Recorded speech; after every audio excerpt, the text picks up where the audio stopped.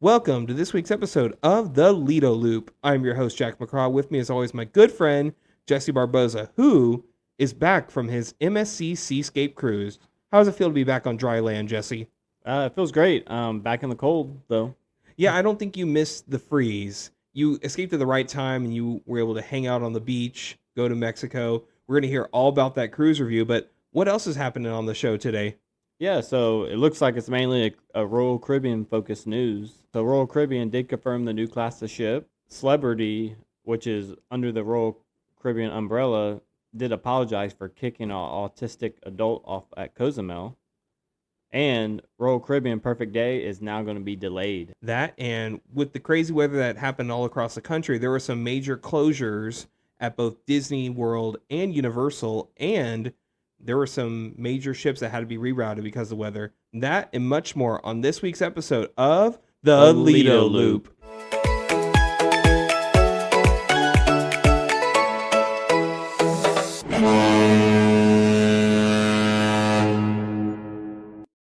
So to kick off today's show, we are going to talk about the cruise news, and it's going to be a very Royal Caribbean centric cruise news part. So Jesse, I'm hearing that Royal Caribbean did confirm a new class of ships. Can you tell us a little bit about that?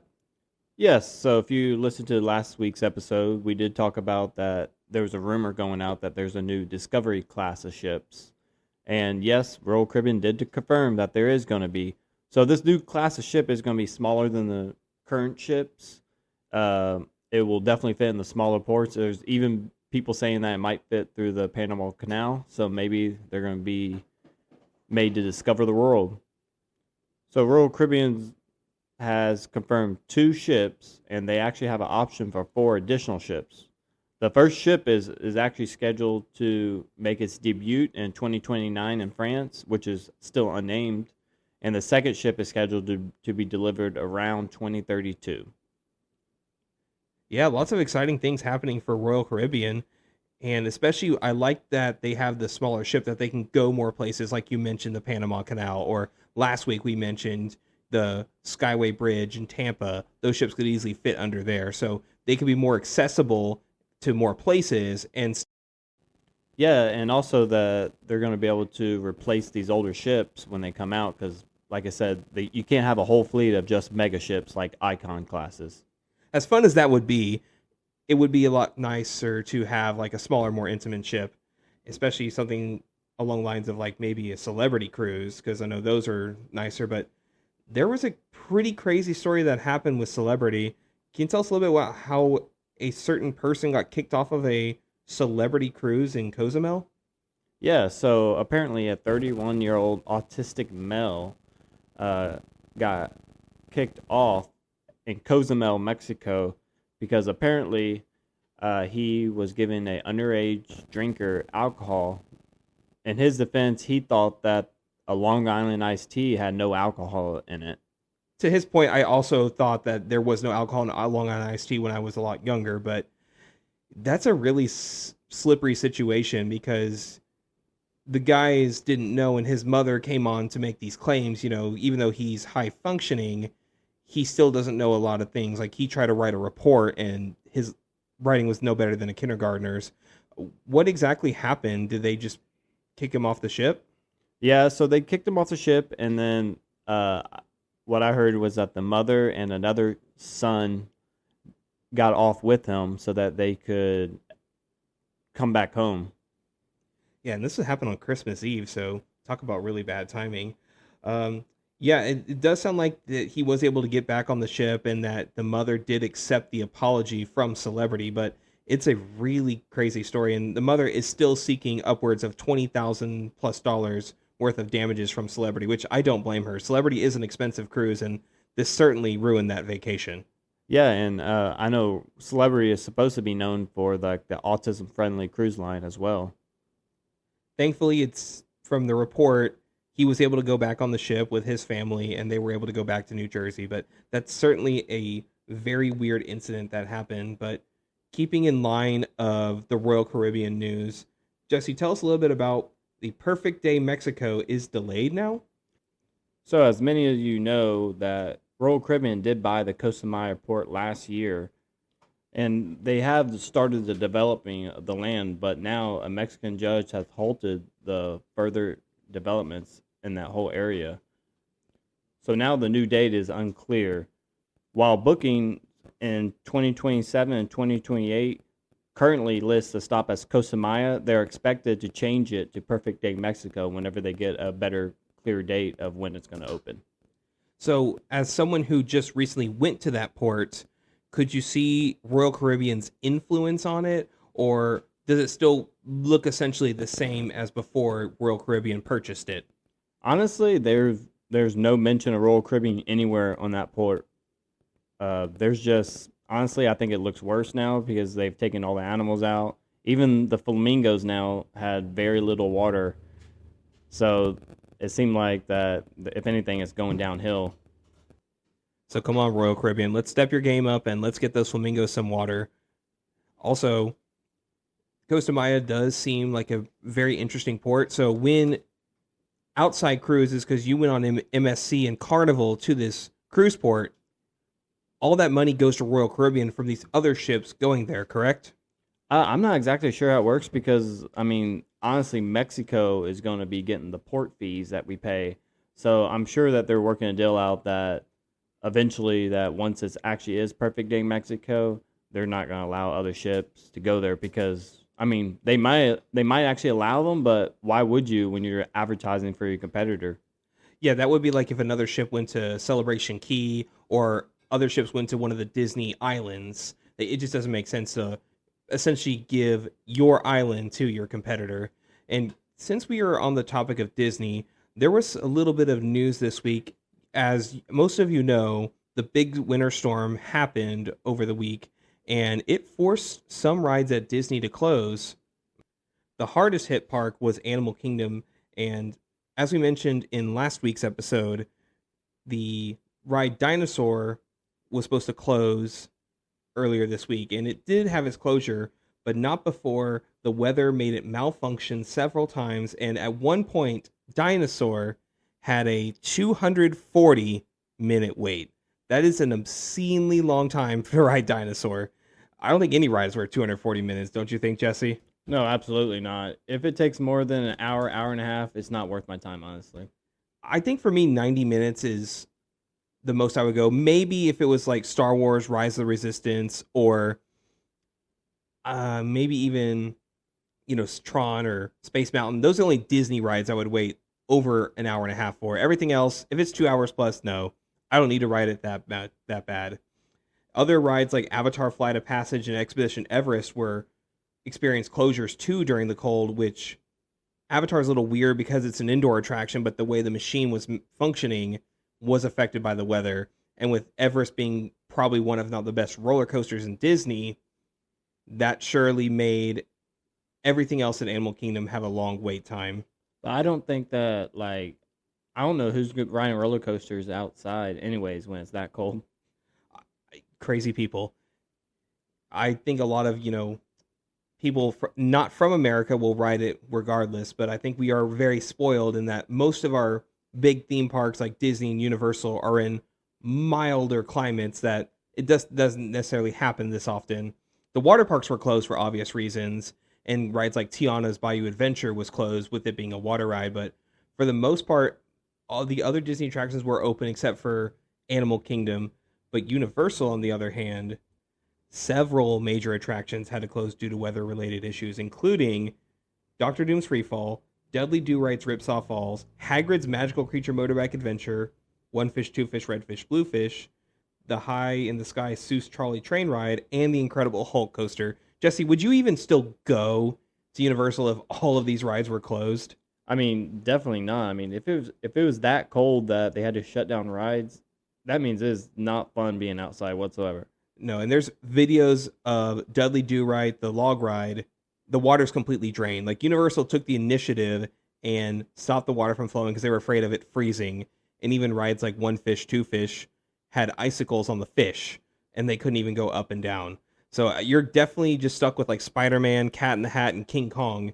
And, Jurassic Park's already closed, but if it was still open, it would definitely be closed too because of the weather.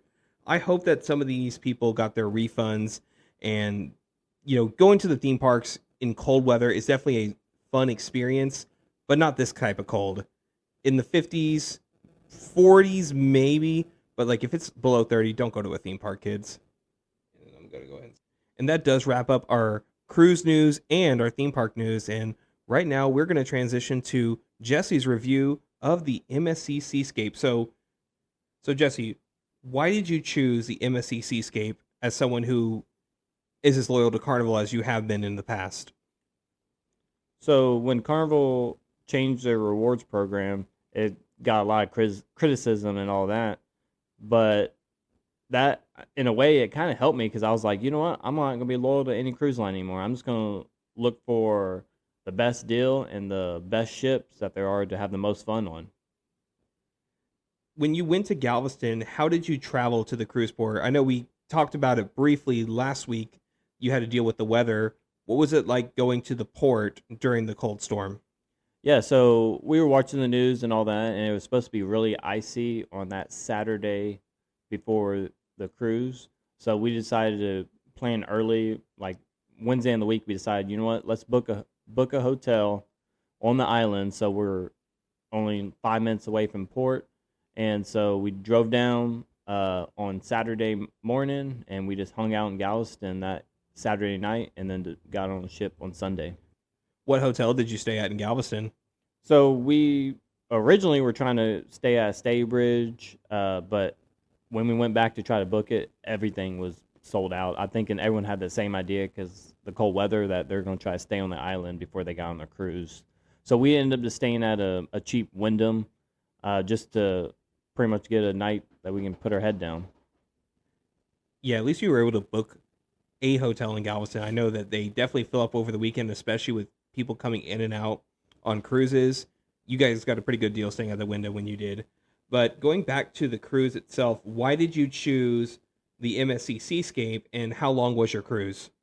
Yeah, so we decided to book this when we saw the price because we paid for an inside suite, which included it was under the Fantastica package, which included uh, a discounted drink package, Wi-Fi, and minors package. So all four of us were about $1,700, and for that same cruise on Carnival for the same timeline would be closer to $3,000 to $4,000. You certainly got a better deal going with that MSC by comparison of price. How was the Wi-Fi?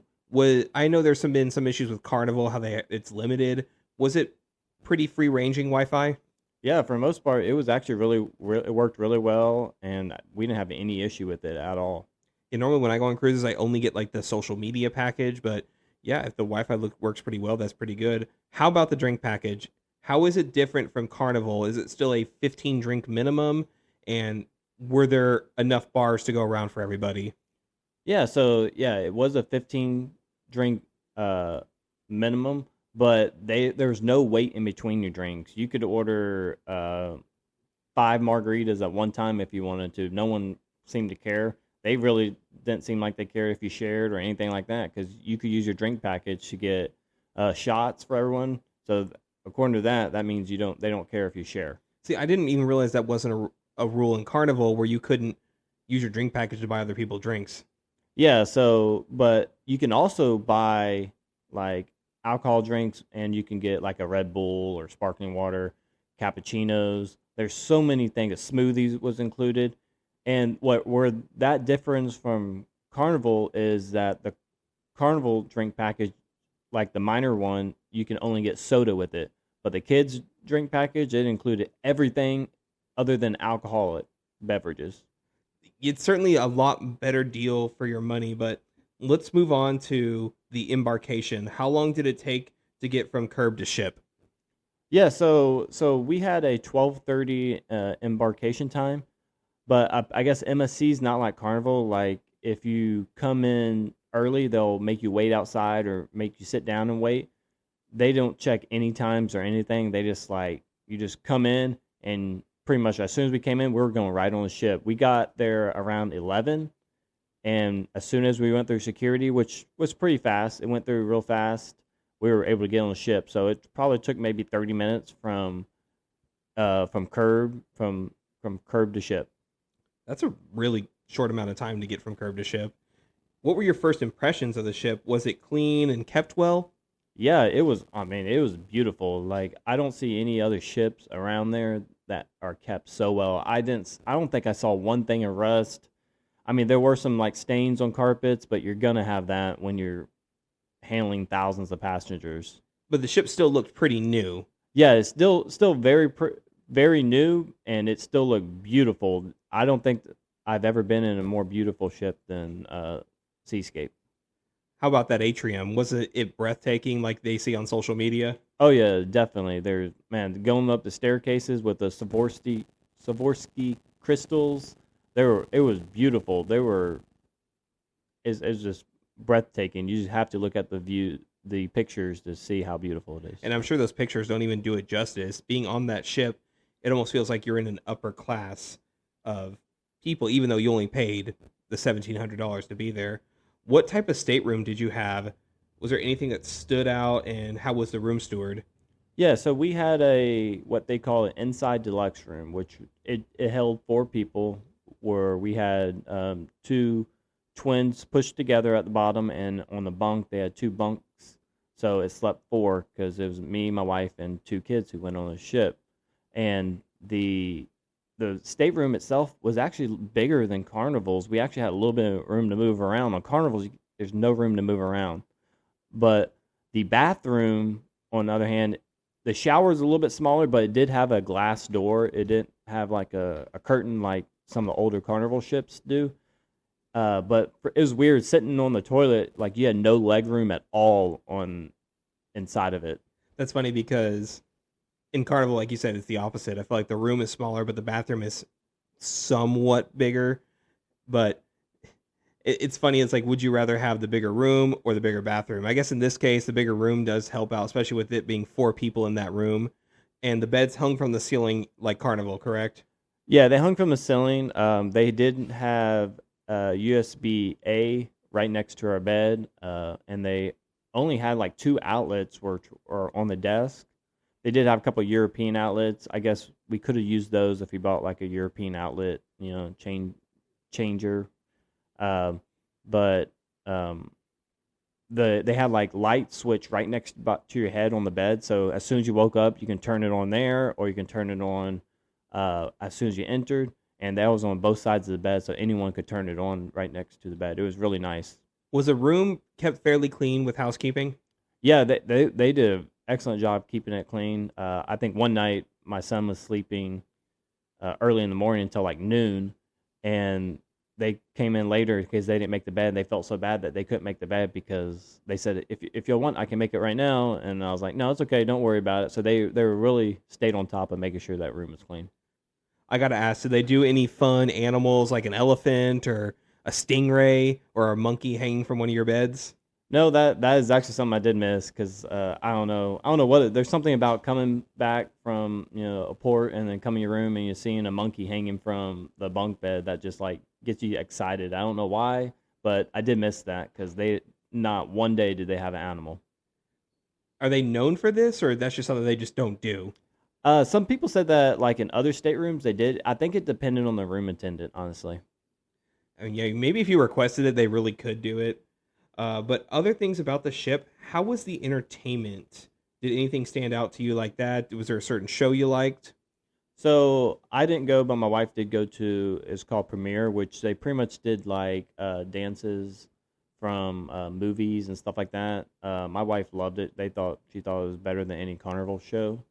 I did go to family karaoke and was forced to sing, but they do a lot better job about karaoke on MSC because it's every single night. Because I know Carnival, like they would have it like once a week or one time out of the whole cruise, but it was every single night, same time every night. How was the wait time for the karaoke? Was it always packed, or were there certain nights that were busier than others? It seemed like from the beginning of the cruise, the first few days, it was like really packed. Like you couldn't find a seat at all. But as it went on, like the last two nights, it just got less by the last day, it was only about half full. But the whole time, they had plenty of bartenders to serve you drinks. They were constantly asking if you wanted more drinks. So they had plenty of help in the karaoke lounge.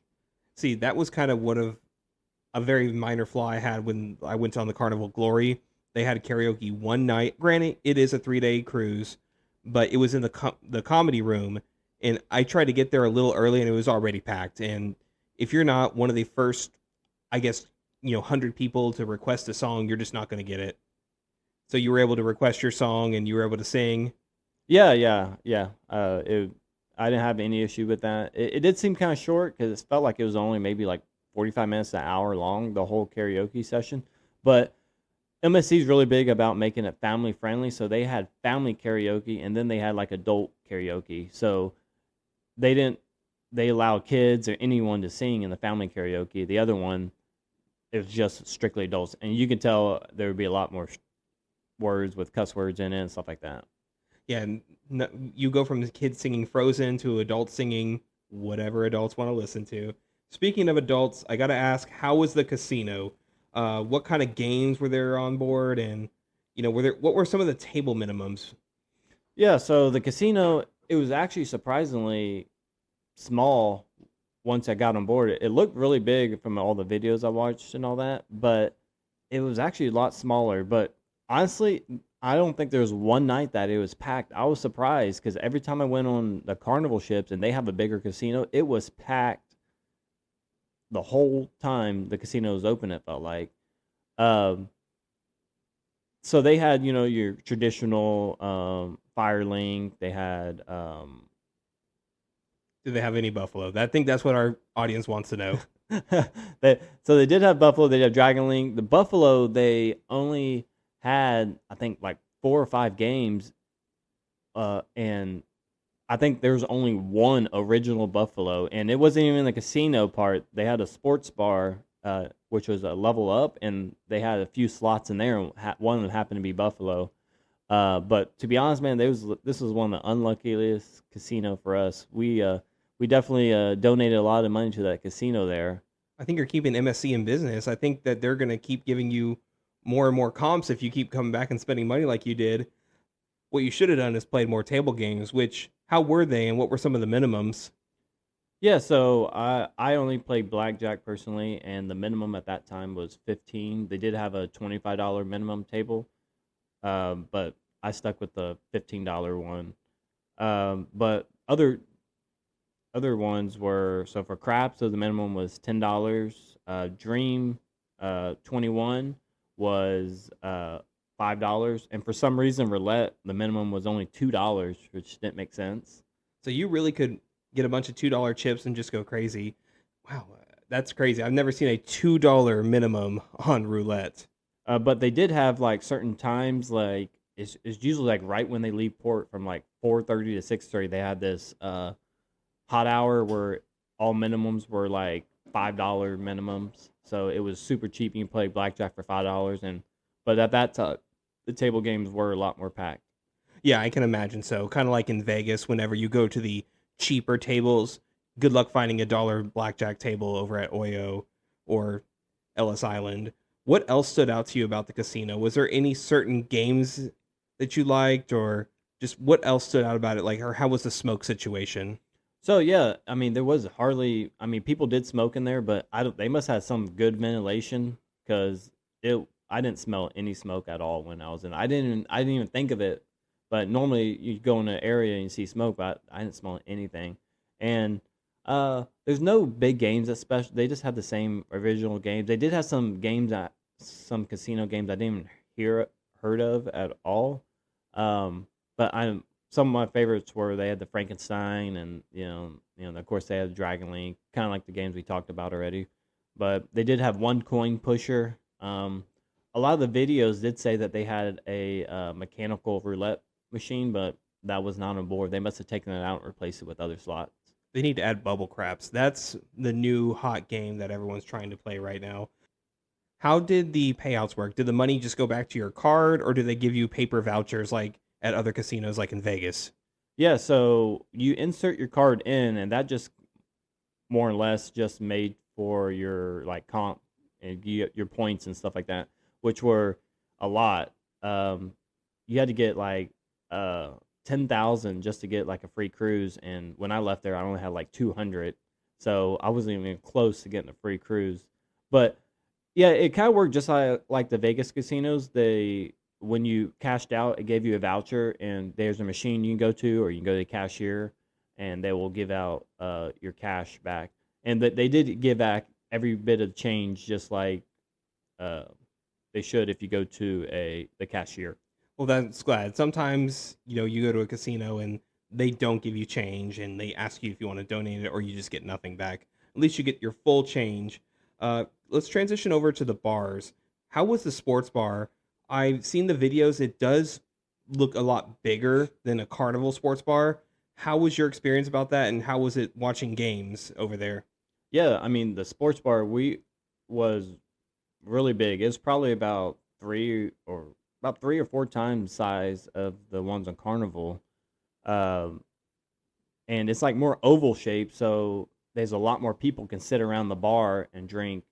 Uh, and they also have these little like little booths, like more like for like an intimate experience, because you can change it to any sport you want once you're in that booth. So you have complete access. So if you don't like what they're playing, you can put it in your own channel. But it felt like a lot more soccer was on board. Like they were having soccer showing more often than like American sports and stuff like that. You think that has anything to do with it being a European cruise versus an American cruise? Yeah, absolutely. It definitely, I think so. But I did see quite a few people asking them to put on football, and they were more than happy to put it football, or I think a lot of basketball, college basketball was on too. Did you have a favorite bar? I know in Carnival your favorite is the Tides bar in the back of the ship, but what was your favorite bar that you went to on your MSC Seascape? So yeah, there were definitely many bars. Oh, to talk back more about the sports bar though, they actually did have draft beer there. They had like 6 different draft beers there, and I know Carnival they didn't have no draft beer anywhere you go other than on Jubilee. I know they got their own private like parch pier, I think pig, I think they call it. Uh, but my favorite hangout spot for bar was actually it's called the Jungle Bar. We sat there because we sat right by the water, which is like a atrium. It's like a covered atrium. So we were able to go in the hot tubs and the pool the whole time we were there. Even though it was 30 degrees outside, we could sit next to the bar in our bathing suit, and it was still nice and warm because it was covered completely. Um, we went there during the normal day, and then we went to they call the Shine Bar at night, and and that was like right by the atrium, because the atrium's like on level 5, but it goes extends all the way to level 8.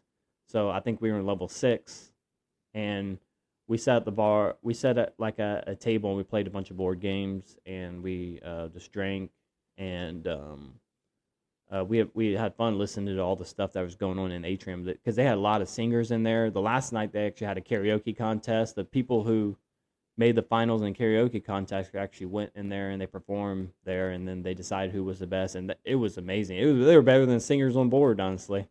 I'm sorry you didn't make it to that finals, but maybe next time. Were there a lot of bars on the ship? Yeah, yeah. Honestly, there were bars everywhere. It seemed like there were plenty of bars to sit and get drinks. The one thing I didn't like about some of the bars is like they had very few, like a lot of the bars didn't have Crown, which was really weird. Which I mean, I drink Jack and Crown, but I just thought that was really weird that they didn't have any Crown on board. But one thing I did like is a Shine Bar. They actually did have like bar nuts. I guess it had like little seeds and little, like almost like a trail mix, but like bar style. And every single night they asked if we wanted that, and it was nice because we were sitting there playing games, eating bar nuts, and drinking. And then we had so many bartenders. They were funny. They were dancing, and they had a lot. They had fun. And it was completely free, right? You didn't have to pay for the bar nuts? No, yeah, it was completely free. And with their drink package, actually, with their 15 minimum, I mean, you can get as many drinks as you want at the same time. So there were a couple nights we were like, hey, just get 4 rounds for everyone. So we bought 4 shots, and it was fun. I'm assuming, 2 for you and the wife and none for the kids, right? They were busy drinking Dr. Pepper and eating pizza. Was there a certain drink that stood out for you? Not really. They didn't have really a big drink that stood out. I don't think. I mean, I mainly got margaritas. They do have a few drinks. I do think that Carnival does a better job on their drinks and all that. I did take a few pictures, and I will post them on YouTube whenever I get a chance. Let's transition over to food.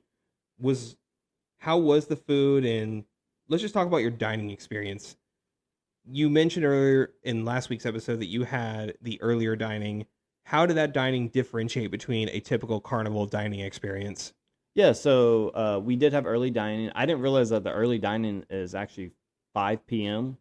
So they actually have uh, three times of dining. They have a 5 p.m., a 7 p.m., and I think it's 8 or 8:30, which I felt like 7 and 8:30 were too late, and but I honestly felt 5 was too early. So 6 is usually the my preferred time, like Carnival, and maybe it's just because I'm used to it on Carnival like that. But I think next time I'm gonna choose a 7 p.m. We actually dined. Our main dining room was called the Green Wave. I kind of changed the name to the Galveston Wave because all the waves in Galveston are green. Uh, but it was, I mean, the food in there was really good. They didn't have any type of like showtime like they do in Carnival, except for the last night. For some reason, I think they just like wanted to make it memorable the last night for you. But every night we got bread on the table. Yeah, every night you could order steak. On our YouTube channel, I'll post all the menus here in the coming days, and you can kind of see.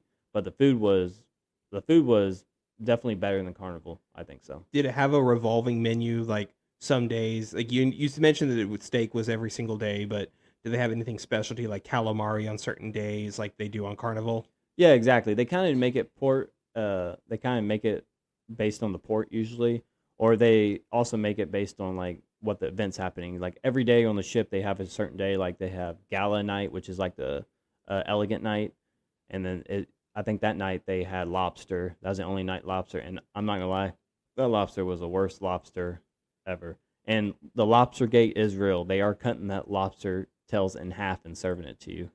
So you're getting a even tinier portion. I mean, I'm the lucky one who's allergic to it, so I feel like I'm not missing out on much, but sorry you had to eat your tiny lobster on that lobster night. Did you do any kind of specialty dining?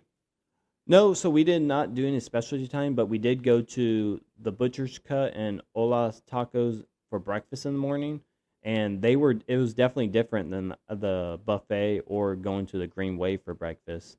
Uh, Ola's Tacos was more definitely like a Mexican version of breakfast. It was fantastic. It was 10 out of 10 for sure. And then we also Butcher's Cut was more focused on like meat breakfast. So I had steak and egg, and typically the Carnival like steak and egg is like the size of a quarter almost your steak, but that one was like a full grown New York strip steak with your eggs, uh, and you can order whatever else you want. How were the buffets? Did it feel crowded at times? Yeah, so the buffet is really good there. It's very long. It pretty much takes almost the whole length of 16, other than the Jungle Pool, which is on the same level as that. It was very long. The food looked so appetizing, and I could tell they definitely made it like Texas flavored because everything was. They would have. It could be anything. Like it could be like queso. It'll say queso with the Texas kick or something like that. So it's definitely. I can tell they definitely focused on like the Texas taste, which makes sense.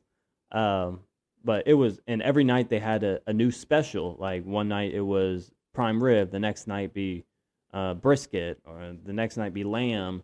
So every night they had something new that you could try at the buffet. I mean, it sounds like they're really trying to cater towards Texans with these certain types of options.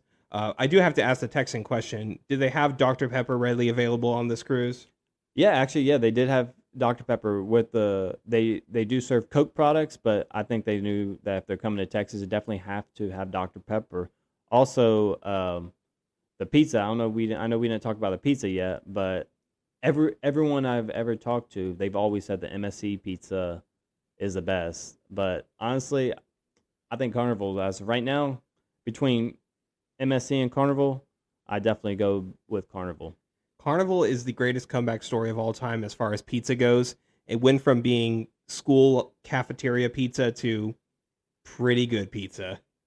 How about some of the other areas of the cruise? Did it ever feel crowded in any of the open areas or on any of the decks, like just too many people on that ship? Honestly, no. I mean, they did a really good job. I'm thinking with like how we kind of talked about earlier about the amount of bars and stuff. They separated the bars just big enough to keep people entertained.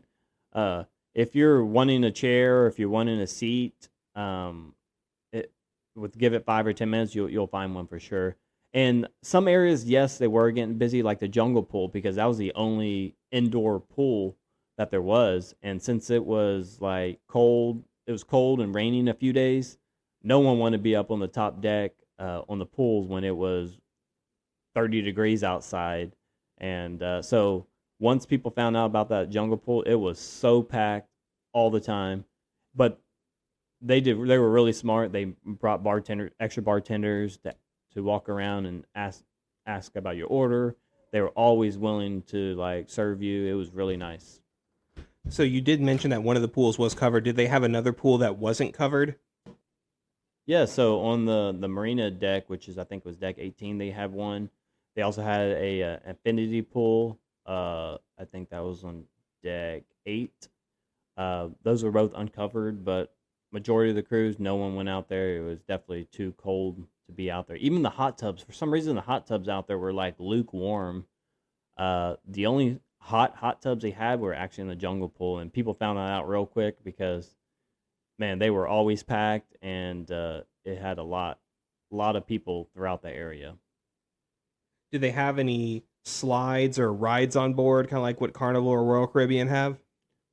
Yeah, so they had some slides in the area they call Pirates Cove. It's kind of like almost like a treehouse water park, which a bunch of water. But then on the sides, they actually had some slides. They had one slide that was a tube, like you get an inner tube and you slide down it, and then they had two like racing slides, and then they had one for like not really small kids, but like medium sized kids, I guess you can say, like probably like 8, 9 year olds.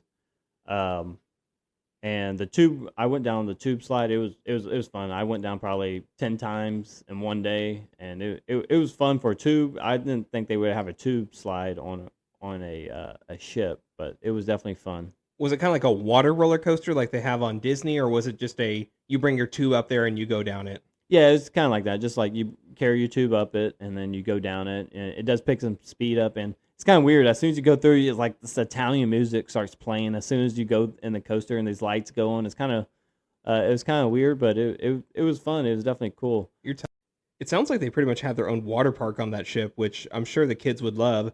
Was there other things for kids to do besides the water park? Yeah, so they did also have like a Robotron, which is almost like a coaster, but it pretty much like this arm that you sit in, and then it like spins you upside down and stuff like that. It was pretty cool. My kids did do it. And they thought it was fun. They did have kids land, their kids like clubs and stuff like that.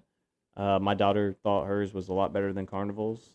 Um, they also had a arcade that you could go in, which the arcade was actually fantastic. They had like a Formula One racer you could get in and act like you're driving kind of like a NASCAR, but Formula One, which is really good. They had like these robo bikes with VR, and actually like if you play all the games, you get tickets, and when you cash your tickets in, you can actually get like prizes as this other vending machine. So it was no one really working in the casino other than working with the Formula One. Um, so the Formula One did cost more money. I think it was like $12 per ride, and the Robotron I think was $16 per ride as well.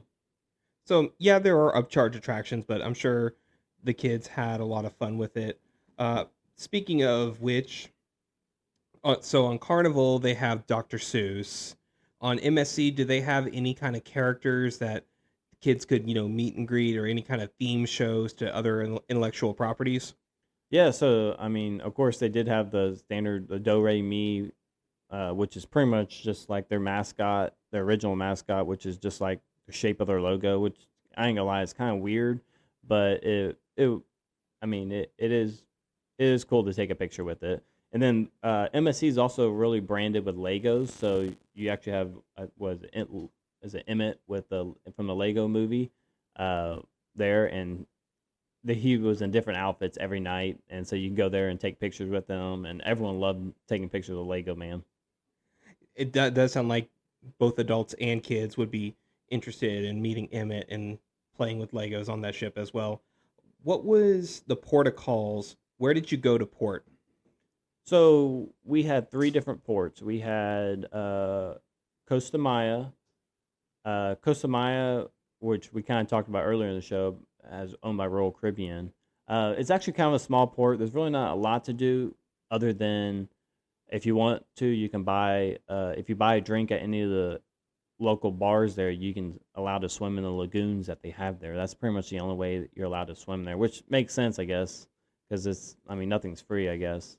But the port wasn't. I can tell is definitely not being taken care of right now since Royal Caribbean bought it. So I'm guessing that they're just trying to work on redeveloping it. So we'll see how that is. But we didn't do anything at Costa Maya. We went to Roatan next. There wasn't a lot to do that. We didn't do a lot there either. The port was pretty small as well. That one was like right off the cruise ship. So I've never been to a pier like it was. The port started probably like 20 feet right when you get off the cruise ship. I know a lot of them you have to go almost a mile down the pier in order to get into the port. But Roatan, it was really short. The same thing there. There's just a bunch of shops, just like how most ports are. We did not do anything there. I did get some great pictures of the ship, and which you'll see in some videos we posted on our YouTube channel. Also, in Cozumel, my wife went to Paradise Beach in Cozumel, and she thought it was really good. The food was really good. The reason we chose that over Mr. Sancho's was because they had a heated pool. So though it was not like cold, but when it's 75 degrees outside, you really still don't want to be in the water. It's still not hot enough to be in the water, so they decided to go to a heated pool, even though it wasn't hot, which no one really wanted it to be hot. They just didn't want it to be cold. That makes sense. It did sound like you did a lot on those ports. You didn't have to take a ship to any of these ports. You could just get off the boat right onto the pier, correct? Yeah, none of these were tender ports. They were all pier. We docked at the pier and we exited right then and there. So let's talk about disembarkation. Did you self-disembarkate? Yeah, we did self disembark, so we did not set our luggage out at night, and they didn't take it. So how it worked in the morning, we got up like 6, had breakfast, and went back to the room, and then they made an announcement saying that pretty much the ship had to go slower because of the weather coming in. There were really huge waves the night before, so they had to slow down. So we didn't even get into Galveston until 8 o'clock, which normally the ship will get in around like 4 a.m. So it had like a 4-hour difference. But as soon as they docked, I guess customs cleared them to go immediately. So we started disembarking immediately. However, their disembarkment process was extremely hectic. They expected anyone with suitcases to go downstairs, like if you had your suitcase, which was crazy because it doesn't matter how old you are or anything, like they're expecting you to go down. It was a weird way they kind of blocked the elevators unless you had like be handicapped. So it took us over an hour to get off the ship once we started in the line, which I've never waited that long for Carnival. I did have someone say that they think it was just the new port, that's why, but I don't know. I know we didn't talk about this on embarkation, but even when embarkation, there was not a lot of port workers at all. I think we did talk about even last cruise we talked about when we had someone come on board. They said the same thing when they did boarded the Disney Magic. So I don't know if it's just Carnival that has a ton of port workers, but yeah, they definitely need to work on that, getting more port workers in there as well.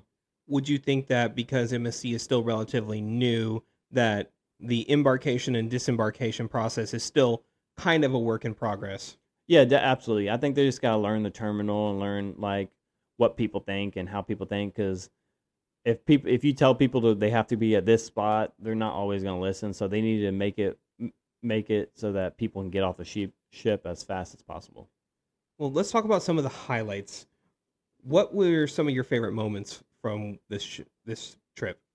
I think definitely think that the best highlights were honestly just hanging out and talking to people. We did actually meet a content creator, which is Cruise Control on YouTube, and it was fun hanging out with them. We hung out with them for about 4 hours at the pool. We talked about everything, not just cruise related, and they were really awesome people. And we're definitely gonna be interested in doing a group cruise with them for sure. Um, we also had fun hanging out at the Shine Bar and just sitting there playing board games. We played tons of different board games and had fun listening to all the music on board. Uh, like I said, the food was amazing. Uh, you definitely want to try the buffet there. Most times I think buffets are horrible. I think people are gross, so I don't like to go to buffets. But they're very big about washing your hands. Carnival definitely picked that up because honestly, they had no Carnival has no sinks around there where you can wash your hands. Um, but MSC, it was kind of weird. But every entrance they have like during prime time, during lunch and dinner, they have like someone holding a spray bottle of sanitizer and spray your hands, and they say washy washy. Kind of like Royal Caribbean, they have like a guy dancing and saying washy washy. But Royal Caribbean didn't have anyone dancing, but they did have someone spraying your hands with sanitizing, and they had sinks right by every entrance of the buffet, which was really good. Yes, it does sound like their cleanliness and their sanitation skills are much better than that of Carnival's. Would you take this trip again? I absolutely would take this trip again. Uh, if I'm trying to compare it with like Carnival, all that, you can't really. It's hard to compare it because they have some good stuff and some bad stuff. They have a lot of good areas and bad areas, and what I like, it may not be the same things you like, and but I just like to give all the information down that I can. What would you do different next time? Honestly, I think I think next time I would try to not book it in January because potentially I thought that it would be a lot warmer most of the time. I guess I felt like most of the time it was colder. Unfortunately, even like in Cozumel, because of the wind, it may have been 70 miles an hour, but with the wind, it made it feel like 50 miles an hour. I mean 50 degrees Fahrenheit. Yeah, that's pretty cold temperatures right there. Was there anything you didn't pack that you would have made your trip better, or something that you could think about for your next cruise? Um, I probably would definitely pack colder clothes. I mean, I just had one jacket, and I didn't. I think it would have been better having like a nicer jacket. I just carried a hoodie, so for the nicer nights, because some of the ships, the areas were really cold. Uh, but it was overall it felt the ship felt really good. In the rooms itself, actually, like they have a thermostat in the room itself, and it's easy to adjust the temperature, cold and hot. And it would, if you put it medium, it was medium temperature. If it was cold, it was freezing, and if it was all the way down, it was hot. So they had definitely a whole bunch of use. But in the staterooms, I know I should have covered this earlier, but in the staterooms, nothing works. None electricity at all works without you have to put your key card as soon as you walk in. It's kind of like for your light switch, you put it in, and then you control all your outlets. I think it was kind of dumb if you're like no one's in the room and you want to charge your phone. It won't even charge your phone unless you have that in your slot, your key card. Would only one person in your party have one to activate it, so your kids couldn't do anything without your card there? It could be anyone in your stateroom could use their card. So what you could do too is MSC also offers this wristband. It's like it looks almost like a watch, but it's pretty much your key card. So you can tap it, and because when you pay everything you pay with, you tap it to pay. It's pretty cool. So like a Magic Band with Disney World. Yeah, exactly. And it actually wasn't priced that bad. I think four of them, if you buy four of them, it was like $7.50 a piece. So it was like $30 for four wristbands.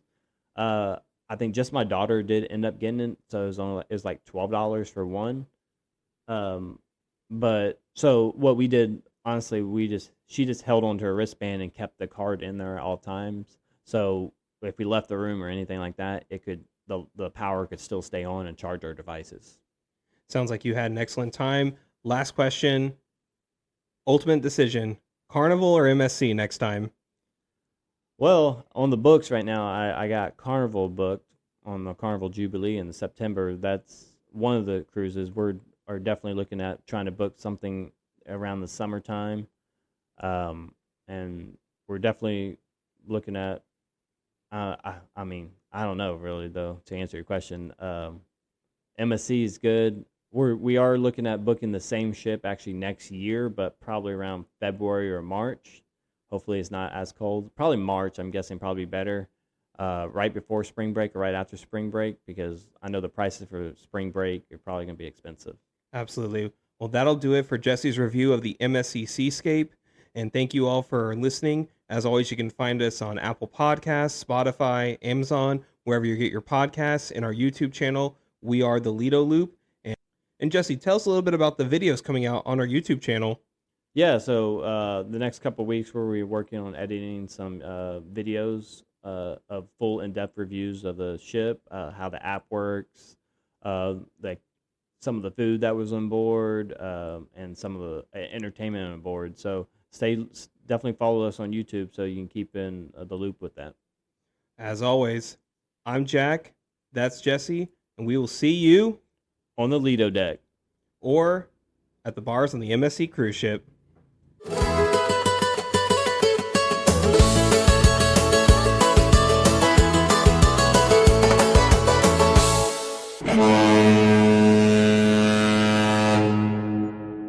Thank you for watching this episode of Lido Loop. Like, subscribe, and ring the bell so you're notified every time we post more content.